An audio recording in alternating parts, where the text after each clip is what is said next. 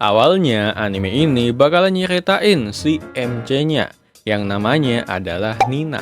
Seorang cewek yang punya kehidupan susah dengan kedua saudaranya. Tapi walaupun kehidupan mereka bertiga ini tuh susah, sebenarnya ya mereka ini tuh masih bisa hidup dengan cukup bahagia.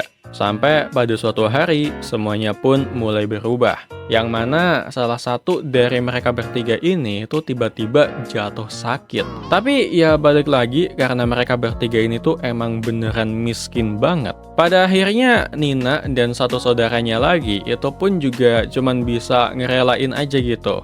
Ngeliat saudaranya yang sakit pada akhirnya mati. Nah, setelah kejadian tersebut, karena udah makin terlalu frustasi dengan kehidupan miskin ini, tanpa sepengetahuan dari Nina, ternyata saudaranya ini malah tega ngejual dia sebagai budak ke orang lain.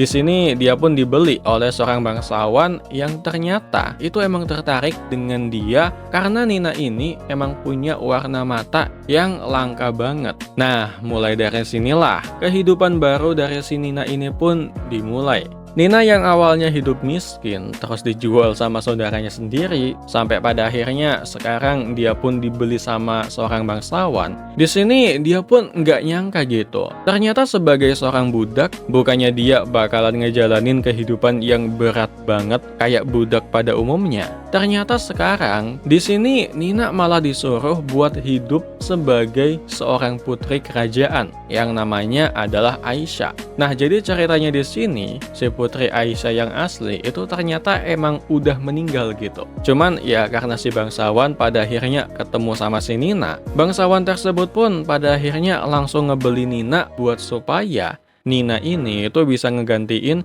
sang putri asli yang sebenarnya udah meninggal.